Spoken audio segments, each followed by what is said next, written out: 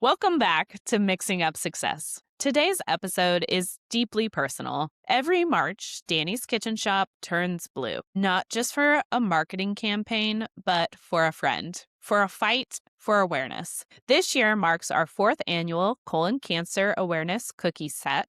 And the reason behind it is sitting right across from me, one of my closest college friends. In 2023, when Maddee was deep in her fight with colon cancer, I scrambled to launch a cookie campaign. We had no big strategy, no perfect rollout, just heart. And in 24 hours, we sold 125 dozen cookies. Since then, this campaign has grown into something bigger than either of us expected. This year, our goal is to sell 100 dozen cookies and donate $3,000 directly to colon cancer research.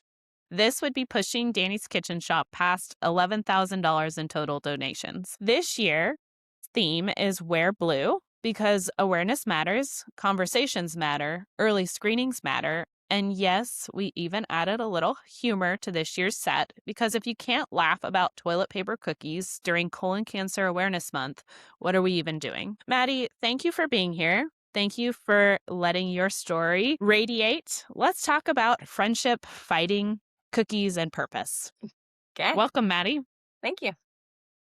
Maddee, can you tell our listeners who might not know your story just a little bit about what happened, your diagnosis, and kind of how your story played out? Yeah. So it's a saga and we don't have time for that, but it started in the fall of 22 that I noticed I had some weird pain kind of that was tied into what I thought was my appendix, but it went away. So I knew it wasn't my appendix. And then I just kept moving and then I thought it was fine. And then we got closer into December and I started noticing more pain and more pain. And I was like, this is weird. Went into my OBGYN. She couldn't figure it out. And she's like, I'm really sorry. See ya. And then fast forward a couple weeks and I still was not feeling good. And my mom was like, you have got to go in to see a gastroenterologist. And I was like, I found one. I'll get it figured out on Monday. And then I'd also gone to see a gal about hormone replacement therapy because I thought I was so tired. Like it had to be tied to my hormones because that would be the only thing that would be logical.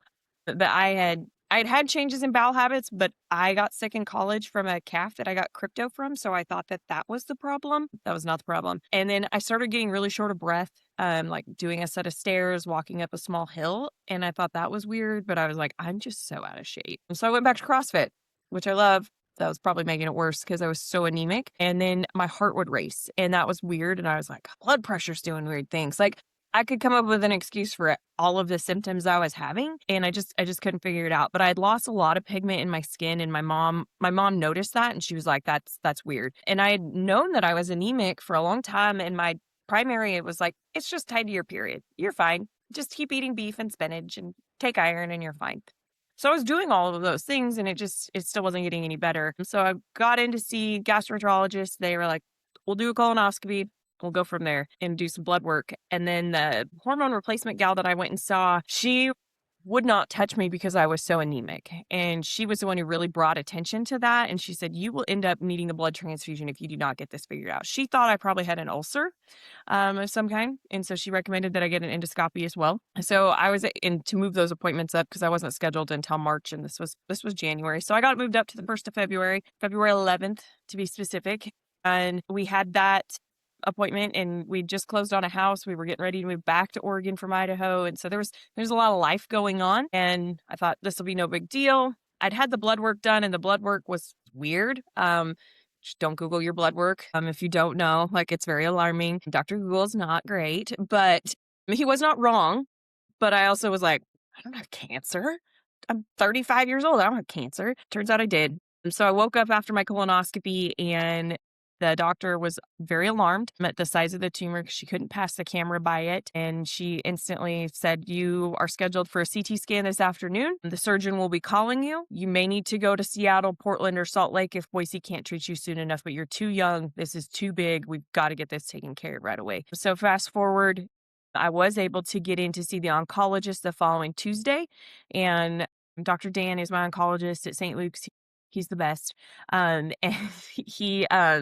he was like, yeah, we'll get you taken care of as soon as we get that biopsy really off of the tumor and we get that tumor out of you, just based off what they could see off the CT scan. Is I had one massive tumor and it had not spread that they could see, which was very positive. And they're like, we'll figure out next steps once we go from there. And he was able to just send a note to my surgeon and get me moved up a little bit, which was really great. So I got in there and had my surgery on February 24th, and they took about a foot of my colon, or a little over a foot. And the tumor was the size of a Nerf ball, weighed about 3 pounds. They do not know how it had not spread, which is the best news. So I was like right in between a stage 2 and stage 3 diagnosis, but because the tumor had not spread to my lymph system, I was able to stay with a stage 2 diagnosis. But it's very gray area. If it had even spread to one lymph node, they would have instantly called it stage 3. And because of the size of the tumor, I was given the choice if I wanted to do chemo.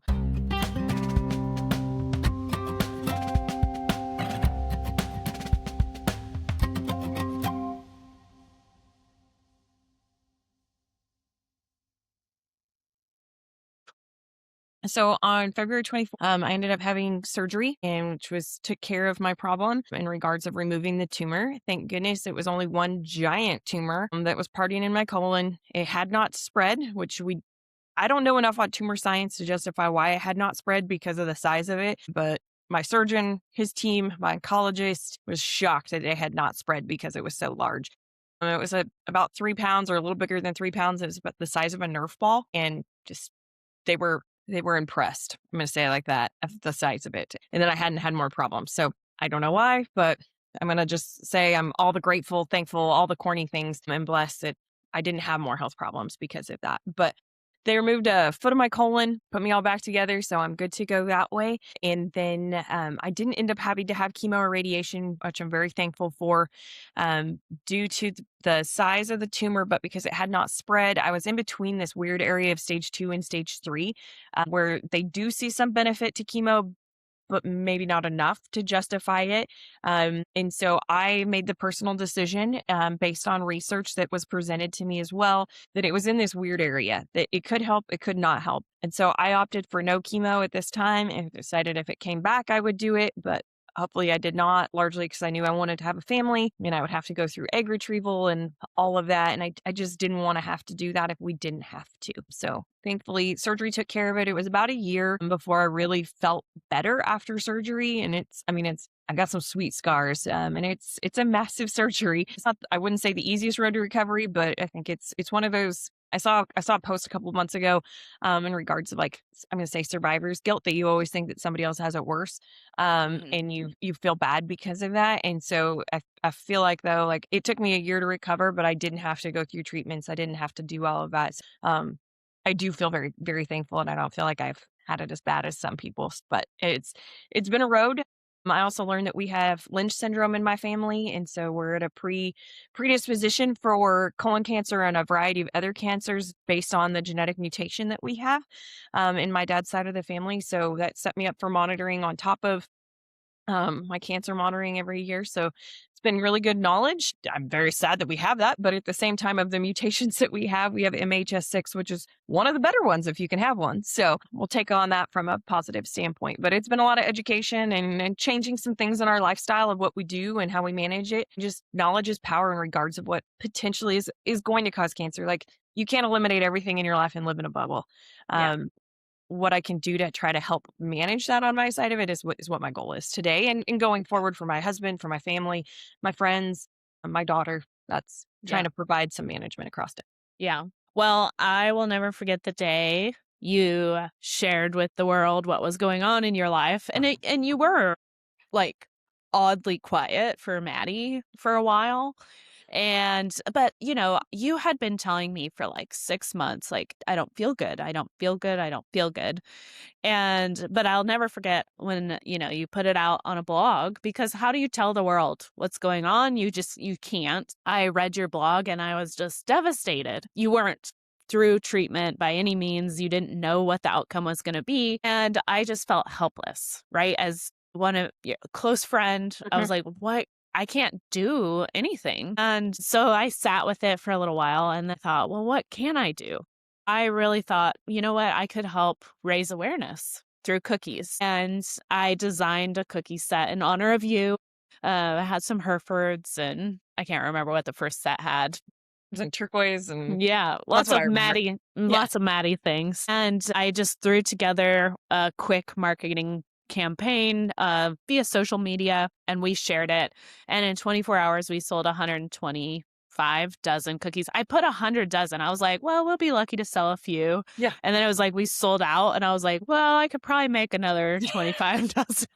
And then those sold out. Yeah. And I remember like your mom was like, I didn't order yet. Yes. I was like, I'm not making any more. Anymore. We're done.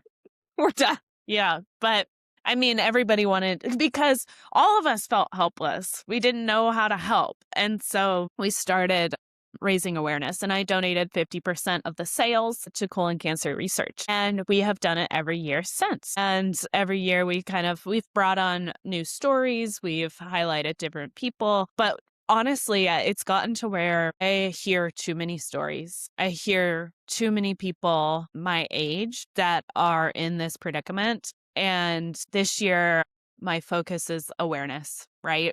Mhm.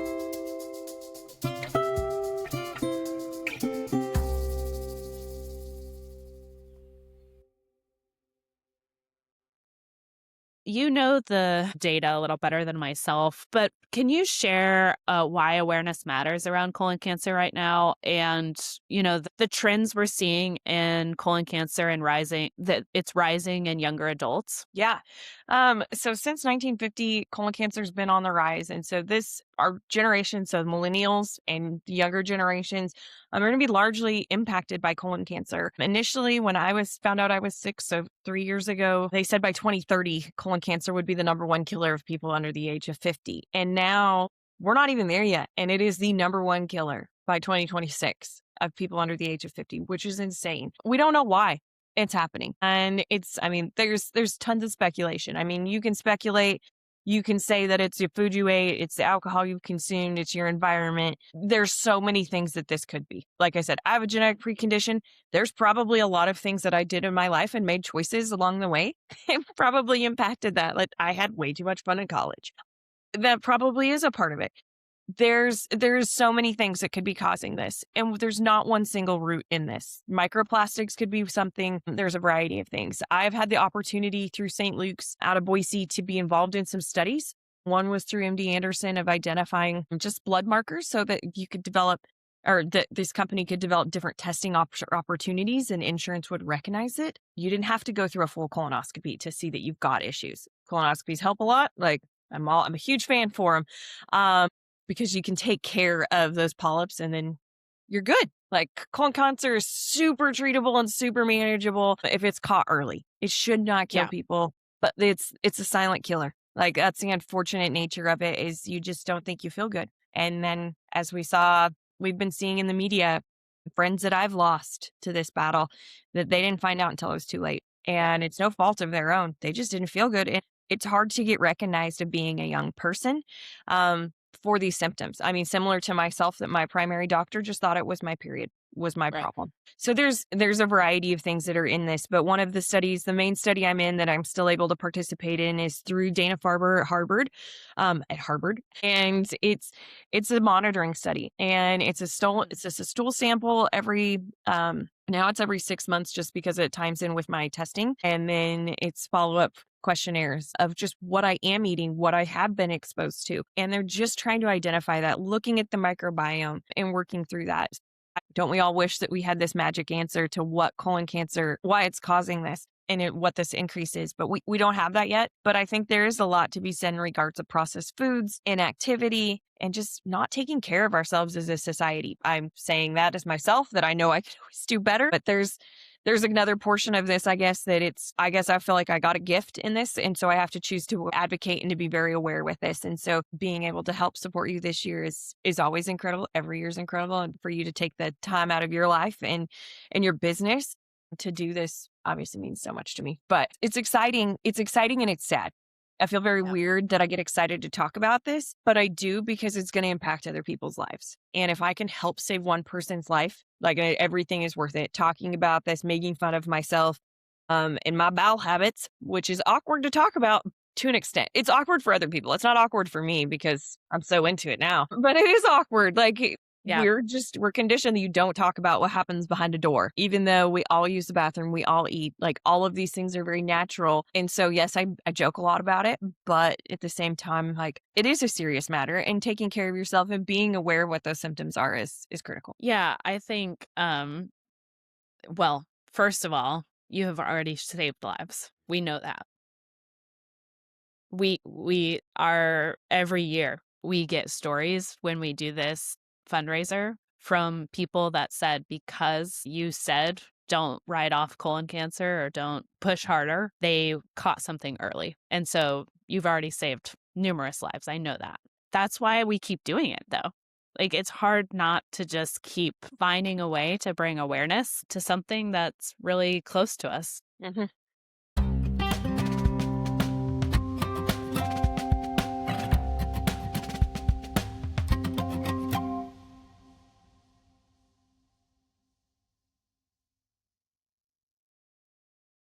What do you wish more people understood about colon cancer? I said it doesn't discriminate.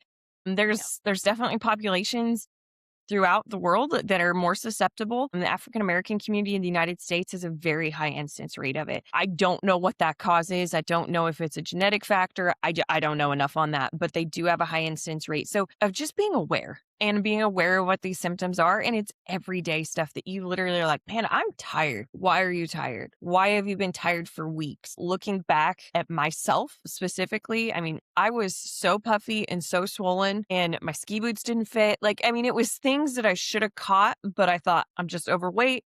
I'm exhausted. I haven't worked out. There's something in my diet. I thought I had a lot of food allergies. I have food intolerances that I have discovered since then in going through this, which I'm very thankful for. I still don't know if my body would have reacted at the point in time if I had gone through a lot of the changes that I've made because those symptoms were so severe at that point. But also just if I had recognized these symptoms a year before this, it made the tumor probably have been half the size and it would have been Yeah. like, oh, you have colon cancer at stage 1. But I mean, it still would have been acknowledged within that through the system. And it probably still would have led to finding out about Lynch syndrome. But it's, again, these symptoms are everyday symptoms that are there.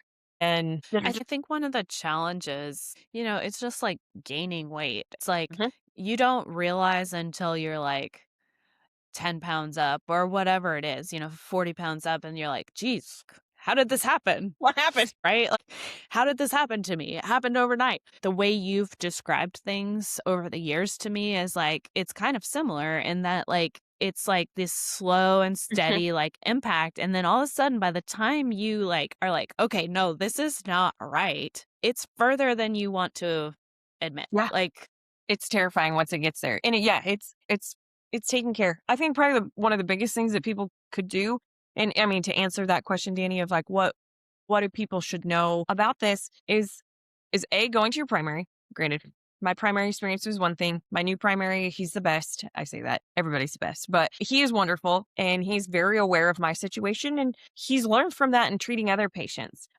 But at least going to your primary every year, having a baseline on your numbers. And so if something does change, that you can figure that out. Just having a baseline every year is huge of just being able to understand what's gone on in your body. And hopefully your primary is going to acknowledge that there's maybe been some change in that. I always joke with the MAs when I get checked in at the oncology center is that they're like, have you lost any weight that you were not trying to lose? And I'm like, that would be great. No, I am not. They don't they don't appreciate my jokes, but it is true. Like if you are losing weight suddenly, it is a sign that you potentially mhm, are very yeah. sick and something else is going on. But having a baseline and just if you're willing to do Cologuard, if you're willing to do colonoscopy, like whatever fits your lifestyle and your insurance, unfortunately, it's a very real conversation is what you need to do. I had that conversation last week with another friend after the announcement of James Van Beek after his passing to colon cancer of Yeah. what he's comfortable with. And I was like, any test is better than no test. So Cologuard is the Yeah. test for you. Go do it. Very simple. Yeah. Yeah. As long as you're comfortable with pooping in a Yeah. box, you can cut that Yeah. out. Well, all right. So, what would you tell somebody that is putting off screening? Why are you putting this off? I know it's getting screened is, I mean, nobody wants to do the prep for going to get a colonoscopy. It's Yeah. less than desirable. I don't think it's that bad. I've had to do 3 of them now, 4 of them. there's worse things. One of a friend of mine that just had hers done, she said it was like the worst hangover she's ever had. So I was like, you feel a lot better in other ways than a hangover. So as long as you're like mentally prepared for that, but also why. And I say that as my dad passed away of pancreatic cancer, and he was terrible about going into his primary. And so he didn't Mm. have that baseline, and he didn't go in until it was too late. And the signs and symptoms of pancreatic cancer are also like silent. And I know what they are now, but I sure didn't know when he got sick what they were. And so of just being aware, and also like, I don't mean to scare people, but it's the simplest thing you can do is just to go in for routine checks. And once a year, you get those baseline numbers, and hopefully you don't see your doctor again. Yeah. Well, Maddie, thank you for sharing your story and thank you for sharing a lot of insights around colon cancer because you have been a huge advocate for the last 4 years. And so Yep. I appreciate that. This year, I designed a cookie set and it's a little more generic. It's not entirely Maddie driven this No, year. it's Um, beautiful though. but we did, it's been a day, so I failed to wear blue myself, but we have a Wear Blue cookie which is the colon cancer awareness campaign throughout March to wear blue. And we have some just fun. My Maddie call out is always a boot The for your best. Western flair. But I do want to talk a little bit about humor and you talked about no one really wants to talk about their bathroom habits, but we always try to incorporate some kind of humor. And this year is our toilet paper wipe out cancer cookie. I want to know, did you have a custom cookie cutter made? Actually, it's a candle. Way to use Way that. to flip it. Here's a little candle. Oh, Oh, sorry, toilet paper. Yeah, using my creative cookie skills yeah, to try to shed light I on love our it. issue here. Yeah. No, our you've got to be creative in every aspect of life, right? So you might as well have fun with it. So our campaign is to always sell 100 dozen cookies. It's $30 from every sale goes to colon cancer research. And this year I'm offering up 125 dozen. I'm offering 100 standard cookie sets and then 25 gluten-free cookie sets. That's a day of production that we'll dedicate to gluten-free. The goal is to raise at least $3,000 in donation. That will put Dani's Kitchen Shop surpassing over $11,000 in donating to colon cancer research. Maddie, what does it mean to you that this campaign keeps going? That you're amazing, and that you keep doing this for myself, for our friends, for our communities. Like, it's something you don't have to do, but you do because Yeah. you care. Um, and that we're able to bring joy, and at the same time bringing awareness. If somebody reads something, and again, it's one person at a time in my mind, and my realized through a lot of soul searching and other aspects of life, it making a difference for people is what brings me joy. Yeah. And I think that's something that we both love, and our passions of what we've, I guess, been trained, and how we grew up is that we live to serve, right? As we both grew up through 4-H and FFA, and that's so much of what we do on a daily basis. And this is just one other aspect of it, and for us to give back to our communities and to hopefully help people. And I mean, it's for me, it's what it makes everybody's lives better, one person at a time. And that hopefully, whether that's your aunt, whether it's your grandpa, whether it's your neighbor, whether it's your kid, whatever that may be, that hopefully we're saving lives and just bringing awareness and figuring out also to bring a network together. Some of the stories are absolutely heart wrenching and they hurt. They hurt a lot, but there's more Yeah. that don't. And if we can keep bringing awareness to this, we're going to catch stuff earlier. And people will say, yeah, I had colon cancer too at 35, but I caught it and I beat Yeah. it. Or I had polyps, so I have to go in now every 5 years so I don't get sick. I want to hear those stories. And this is just one way to do that versus me just constantly posting on Instagram and telling people to check their colons. This Yeah. is way more fun. Yeah, and I think Danny's Kitchen Shop, my goal is we celebrate life events and we celebrate all life events. And this is one that it's not really celebratory, but bringing awareness. I keep doing it because of the stories that come in every single year that we do it. And the people that either send us messages online or the people that walk in from my community and tell me their family stories, it feels really powerful to give a little bit. Yeah, $11,000 isn't, you know, a lot. We need hundreds of thousands and millions of dollars for this project. But being able to raise, roughly $3,000 a year as a small business and donate it to this cause means a lot to me. It's huge. It's huge. Every little bit counts. Like, I was a part of another fundraiser this last summer that they raised over $1 million, which Yeah. is incredible. Absolutely incredible that people want to give. But at the same time, every bit counts. It does not matter. And that we know Yeah. these dollars are directly going to research is huge because I mean, you can look at any foundation, any research organization or any nonprofit and making sure that those dollars are being directly used for research is huge. And that's what these are doing. And that's to me, that's the most incredible part that gives me chills. And in seeing those research projects and being a part of them, like research isn't fast, especially with humans. Mhm. We don't know instantly. And this is something that's going to take years and years and years of data points. And what do we do in regards of finding a cure? Obviously, is what is the end goal for this. But in the meantime, what are other medications? What are vaccine options? What are these changes that are coming that can help prevent this and help people's lives? And that's what this is doing. And it's yes, it's our community. Just to touch those people is huge. Well, I appreciate you joining me in this campaign every year and sharing your story every year so that we remember where we're at and how far we've come. Really, your friendship has meant a lot to me over the years. We connected in college and we 2020. only went to college for 2 I years know, but together. like we only went to school together for 2 years, but Yeah. we've been really close friends since remotely. Yes. It's meant a lot to me. And yeah, I feel honored that I can help share your message as well. So, Oh, I appreciate it.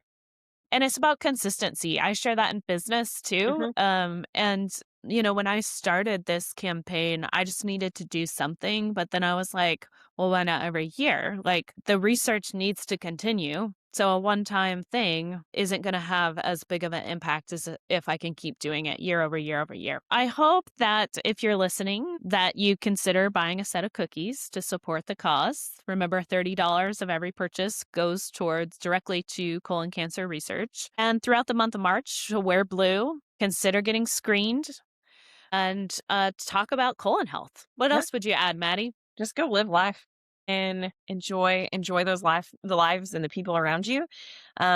And to take care of them and to take care of yourself within that. And if you have questions, please do not hesitate to reach out. I talk way too much about colon health. So if I can help and or direct you to somebody else, I am here for it. This campaign isn't about cookies at all. It's about showing up. It's about awareness.